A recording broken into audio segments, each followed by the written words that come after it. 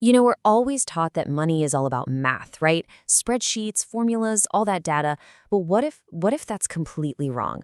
What if financial success has way less to do with how smart you are and way more to do with how you act? That's the big idea we're diving into from Morgan Housel's incredible book, The Psychology of Money. We're going to explore why managing your money is actually a soft skill, not some hard science. This quote, man, it just nails the core idea of the whole book. It's totally counterintuitive, right? It's not about being a genius. It's about being able to keep your cool. And to see just how true this is, let me tell you a story about a tech executive. Okay, so picture this guy. He's a tech executive, and I mean, an actual genius.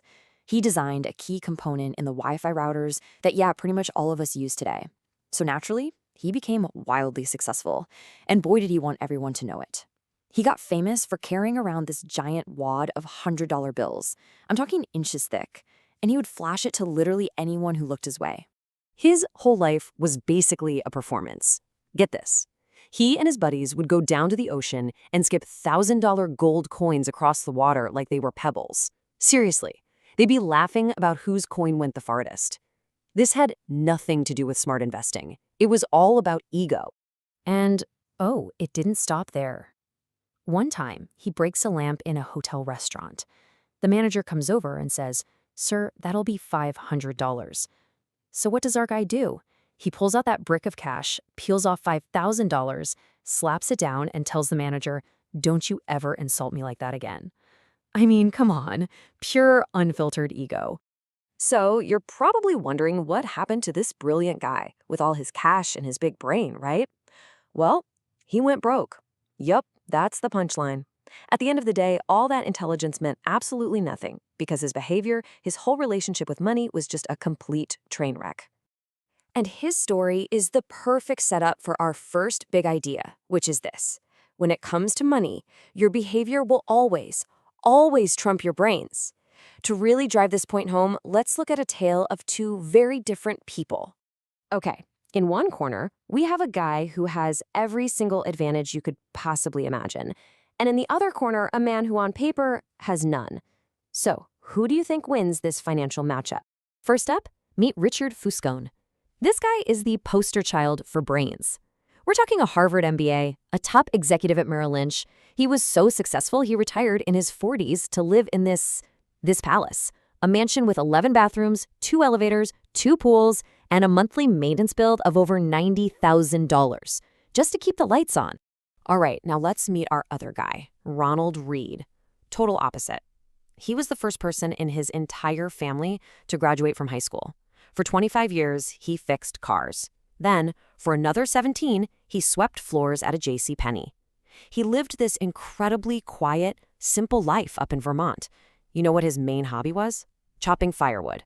So when Ronald Reed passed away at 92, this humble janitor left behind a fortune of, get ready for it, over $8 million. His friends, his family, they were completely floored. They had no idea. So how did he do it? It was so simple. He just saved what little he could, invested that money in solid blue chip stocks, and then he waited and waited for decades. And what about Richard Fuscone, the Harvard MBA with the mansion? Well, the 2008 financial crisis came along. All that debt he'd taken on for his lavish lifestyle, it crushed him. His assets were completely wiped out. The guy with 11 bathrooms had to stand in front of a judge and declare bankruptcy, admitting he had zero income. That huge mansion sold at a foreclosure auction for a fraction of what he paid. So what's the lesson here? It's so clear, right? Fuscone was driven by greed, Reed was driven by patience. That one little difference in behavior was more powerful than a massive gap in education, experience, you name it. And that is the power of behavior. See, being patient gives the magic of compounding, which is easily the most powerful force in all of finance, the time it needs to work its wonders. Financial success isn't a hard science. It's a soft skill. Okay, so that brings us to our second big idea. You know how we sometimes see people make what look like terrible money decisions and we just think, what are they, crazy? Well, what if they're not? What if no one's actually crazy? The reason is fascinating. Think about it. Your personal experience with money is like this tiny, tiny little window. It's maybe 0.0000001% of everything that's ever happened in the financial world. But that tiny little window accounts for something like 80% of how you think the world works. Your own life story is just a much more powerful teacher than any textbook could ever be. Okay, just look at this chart for a second. Let's say you were born in 1970. In your teens and 20s, those really formative years, you watch the stock market basically go up by a factor of 10. What lesson do you learn? Stocks are an amazing way to build wealth. But now, what if you were born in 1950? During those exact same years of your life, the market did nothing. It went totally sideways. Your personal experience would teach you a totally different lesson. Whoa, be careful with stocks. And it's the exact same thing with inflation. If you grew up in the 60s, you literally saw prices triple. You remember the gas lines, your parents worrying. For you, inflation is this huge, scary monster under the bed. But if you grew up in the 90s, inflation was basically a non-issue. It's been so low for so long that the idea of it being a major risk probably never even crosses your mind. So who's right? The person who loves stocks or the one who's terrified of inflation? The answer is neither of them is crazy. They're both making perfectly rational choices based on their own unique life experiences. They just live through completely different economic worlds. And the big takeaway here is that you've got to have empathy. You have to understand your own biases, and you have to respect that other people have totally different ones for very good reasons. All right, this leads us to our third and final big idea for today. And this one kind of challenges that whole story we tell ourselves, that success is 100% in our control. Let's talk about the riddle of luck and risk. Let's take Bill Gates. No one's denying he's a genius, for sure. But he also had some just unbelievable one-in-a-million luck. Back in 1968, he just happened to go to Lakeside School, which was one of the only high schools in the entire world that had a computer. That was a game-changing head start that was just pure dumb luck. Now, Gates had a best friend at Lakeside named Kent Evans. And according to Bill Gates himself, Kent was even smarter than he was. They were just as scaled, just as ambitious, and they were already making plans to start a company together. And this is where the story gets really tragic. Kent Evans experienced the flip side of that coin, one-in-a-million risk. He died in a mountaineering accident before he even graduated high school. It was the exact same powerful, random force that helped Gates, just pointing in the opposite direction. And that's really the point, isn't it? Luck and risk are siblings.